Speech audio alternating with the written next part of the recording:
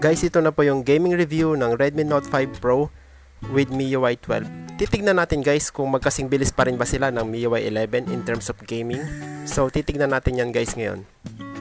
Bago tayo magpatuloy, sana'y pakihit po ang notification bell at pakisubscribe na rin po sa channel na ito. Maraming salamat po. So yung unang game test natin ay offline game. Ito yung NBA 2K20. So check natin yung graphics niya. Naka-high lahat maliban sa crowd simulation at sa sideline. Yung sideline nakalimutan kong i-high. So titingnan natin kung smooth pa rin siya sa MIUI 12. Check natin yung actual game.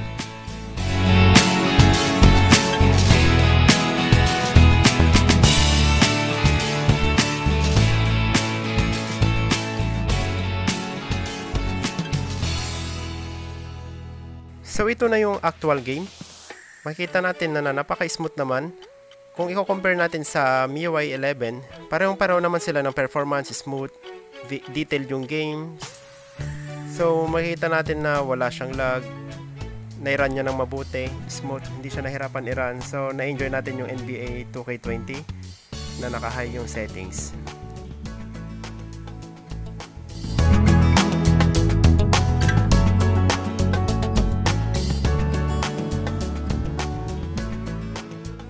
Ngayon, check naman natin ngayon sa online game. Ito yung PUBG Mobile. Check natin yung graphic settings. Makita natin guys na naka-HD na siya at high frame. Parehong-pareho siya sa MIUI 11 na ganyan yung kanyang settings. Na stock settings pag-open natin. So, check natin yung actual game. Guys, kung gusto nyo naman ng mas mataas na graphic settings, pwede naman tayong gumamit ng GFX tools na ma-download naman natin siya sa Play Store. So, nakita natin guys na smooth naman siya. So, gaya pa rin siya ng MIUI 11. Napaka-smooth, no lag. So, check natin yung actual game niya. So, guys, ito na yung actual game niya. Makikita natin na napaka-smooth, walang lag, at kayang-kanyang i-run ng game na to nang hindi nahihirapan or without frame drop. Makikita natin na napaka-smooth, napaka-responsive, no delay. Maliban na lang siguro kung mahina yung connection mo, talagang maglalag at madi-delay yung game.